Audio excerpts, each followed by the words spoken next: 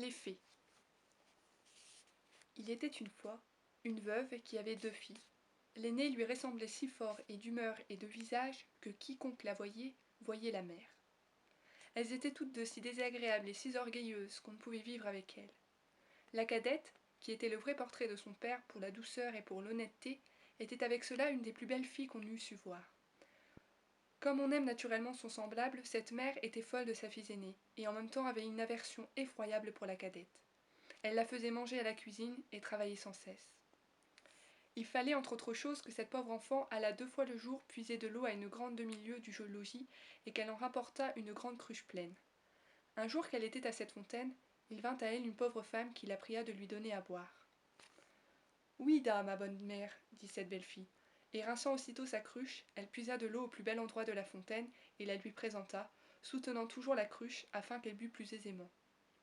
La bonne femme ayant bu lui dit « Vous êtes si belle, si bonne et si honnête que je ne puis m'empêcher de vous faire un don. » Car c'était une fée qui avait pris la forme d'une pauvre femme de village pour voir jusqu'où irait l'honnêteté de cette jeune fille. « Je vous donne pour don, poursuivit la fée, qu'à chaque parole que vous direz, il vous sortira de la bouche ou une fleur ou une pierre précieuse. » Lorsque cette belle fille arriva au logis, sa mère la gronda de revenir si tard de la fontaine. « Je vous demande pardon, ma mère, dit cette pauvre fille, d'avoir tardé si longtemps. » Et en disant ces mots, elle lui sortit de la bouche 2 roses, 2 perles et 2 gros diamants. « Que vois-je là » dit sa mère tout étonnée. « Je crois qu'il lui sort de la bouche des perles et des diamants. D'où vient cela, ma fille ?» Ce fut là la première fois qu'elle l'appela sa fille. La pauvre enfant lui raconta naïvement tout ce qui lui était arrivé, non sans jeter une infinité de diamants. « Vraiment » dit la mère. « Il faut que j'y envoie ma fille. Tenez, Fanchon, voyez ce qui sort de la bouche de votre sœur quand elle parle. Ne seriez-vous pas bien aise d'avoir le même don ? Vous n'avez qu'à aller puiser de l'eau à la fontaine, et quand une pauvre femme vous demandera à boire, lui en donner bien honnêtement. »« Il me ferait beau voir, répondit la brutale. Aller à la fontaine ? Je veux que vous y alliez, reprit la mère, et tout à l'heure. Elle y alla, mais toujours en grondant. Elle prit le plus beau flacon d'argent qui fut dans le logis. Elle ne fut pas plutôt arrivée à la fontaine qu'elle vit sortir du bois une dame magnifiquement vêtue, qui vint lui demander à boire. C'était la même fée qui avait apparu à sa sœur, mais qui avait pris l'air et les habits d'une princesse pour voir jusqu'où irait la malhonnêteté de cette fille.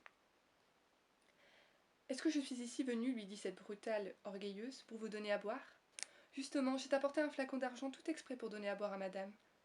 J'en suis d'avis, buvez à même si vous voulez. » « Vous n'êtes guère honnête, reprit la fée, sans se mettre en colère. Eh bien, puisque vous êtes si peu obligeante, je vous donne pour don qu'à chaque parole que vous direz, il vous sortira de la bouche ou un serpent ou un crapaud. » Dès que sa mère l'aperçut, elle lui cria « Eh bien, ma fille !»« Eh bien, ma mère, lui répondit la brutale, en jetant 2 vipères et 2 crapauds. « Au ciel !» s'écria la mère. « Que vois-je là ?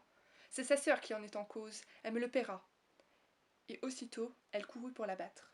La pauvre enfant s'enfuit et alla se sauver dans la forêt proche. Le fils du roi, qui revenait de la chasse, la rencontra, et la voyant si belle, lui demanda ce qu'elle faisait là toute seule, et ce qu'elle avait à pleurer. « Hélas, monsieur, c'est ma mère qui m'a chassée du logis. » Le fils du roi, qui vit sortir de sa bouche 5 ou 6 perles et autant de diamants, la pria de lui dire d'où cela lui venait.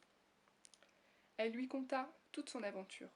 Le fils du roi en devint amoureux, et considérant qu'un tel don valait mieux que tout ce qu'on pouvait donner en mariage à une autre, l'emmena au palais du roi son père, où il l'épousa. Pour sa sœur, elle se fit tant haïr que sa propre mère la chassa de chez elle, et la malheureuse, après avoir bien couru sans trouver personne qui voulût la recevoir, alla mourir au coin d'un bois. Moralité, les diamants et les pistoles peuvent beaucoup sur les esprits, cependant les douces paroles ont encore plus de force et sont d'un plus grand prix. Autre moralité.